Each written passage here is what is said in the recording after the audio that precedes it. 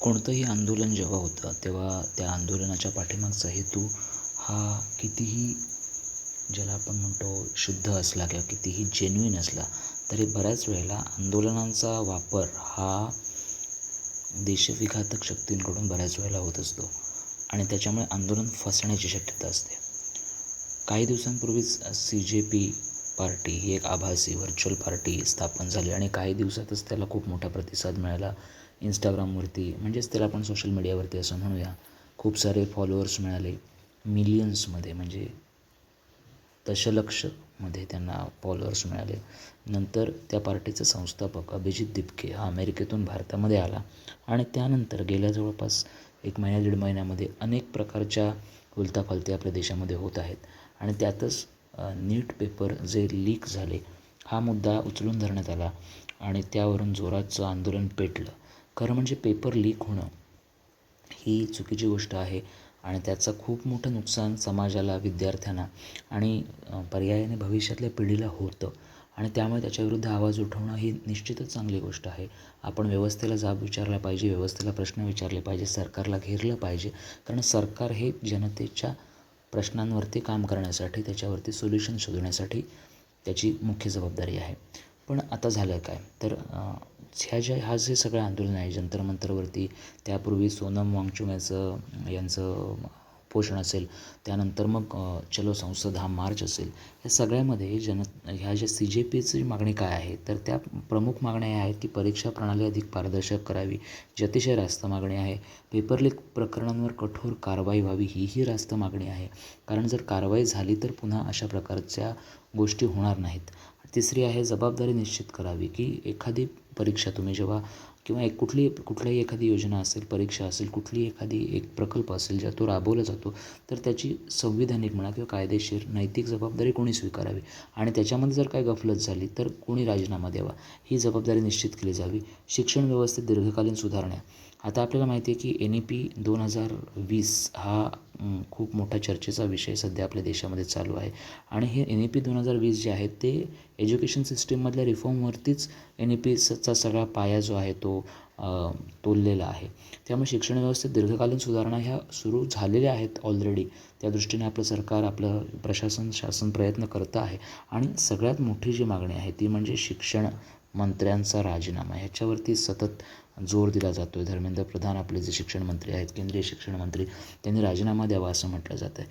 पण ह्या सगळ्या मागण्या रास्त जरी असल्या तरी याच्यावरती सोल्युशनबद्दल कोणी बोलत नाही आहे. म्हणजे सोल्युशन काय काढावं, आता प्रॉब्लेम झालेला आहे, बरं सोल्युशन काढत असताना कोणीही त्याच्यावरती ठोस तुम्हाला स्वतःहून, म्हणजे समोरच्या पार्टीकडनं, की आमच्या या मागण्या आहेतच, पण त्यासोबत या मागण्या पूर्ण झाल्याच्यानंतर पुढचा रोडमॅप आमचा काय आहे किंवा याच्यावरती कशाप्रकारे आम्हाला अपेक्षित आहे, याबद्दल कोणी काही बोलताना दिसत नाही. फक्त मंत्र्यांचा राजीनामा मागितल्याने हा प्रश्न सुटणारा नाही.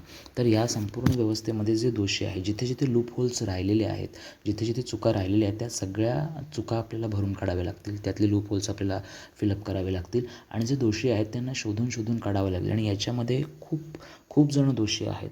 सिस्टीम तर दोषी आहेच, कारण सिस्टीममध्ये लूप होल राहिल्यामुळेच पेपर लीक झाले. पेपर लीक करणारे जे लोक आहेत, ज्यांनी लीक केला पेपर, ते त्याच्यामध्ये दोषी आहेत.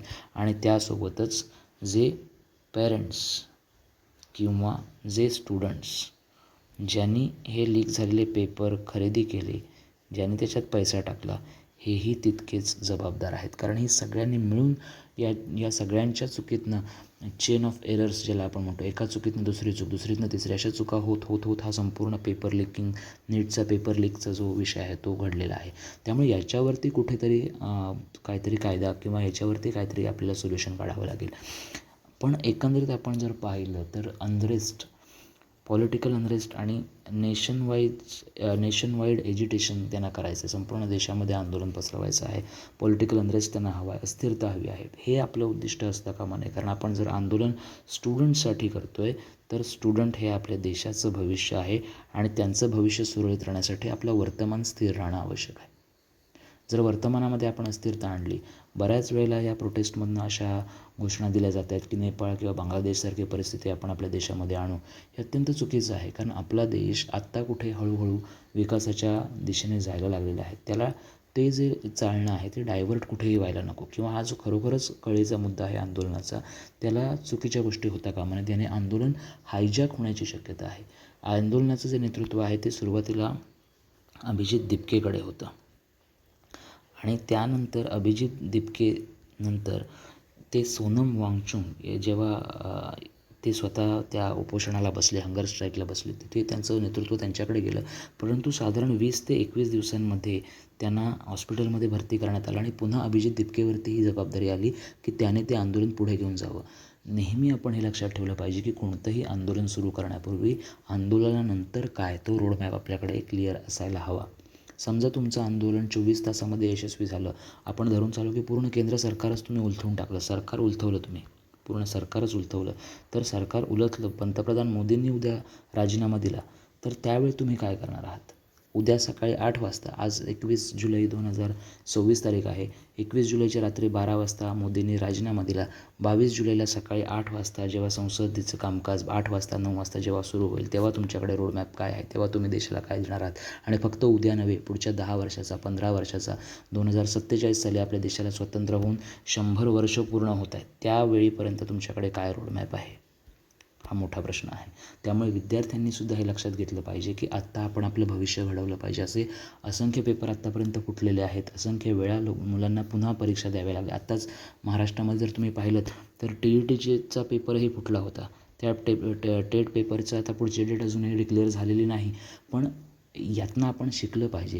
ही गोष्ट चुकीची आहे, दोषींना कारवाई झाली पाहिजे, ते पुन्हा आपण हे विसरता कामा नये, आपण सतत नमूद करत राहिलं पाहिजे.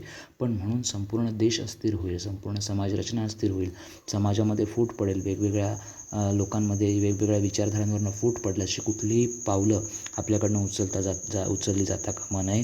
कारण स्वर्गीय अटल बिहारी वाजपेयींनी जसं म्हटलं की सरकारी आएंगी जाएंगी लेकिन ये देश रहना चाहिए, तसं या देशाचं संविधान आणि हा भारत देश राहिला पाहिजे. आणि ही जबाबदारी आपल्या सगळ्या तरुण विद्यार्थ्यांची, ज्याला आजकालच्या भाषेमध्ये जेन झी म्हटलं जातं, या जेन झीवरती आहे. कारण हेच उद्याचे आपले भारताचे नागरिक आहेत. आपण हे लक्षात ठेवूनच आपल्या मागण्या, आपली आंदोलनं केली पाहिजेत. कारण आपल्याला सगळ्यात मोठी प्रायोरिटी आपल्यासमोर आहे, तो म्हणजे आपला भारत देश आणि त्यानंतर बाकी सर्व. हे सगळं लक्षात ठेवूया आणि त्यानुसारच आपण आपली मतं बनवूया. जय हिंद.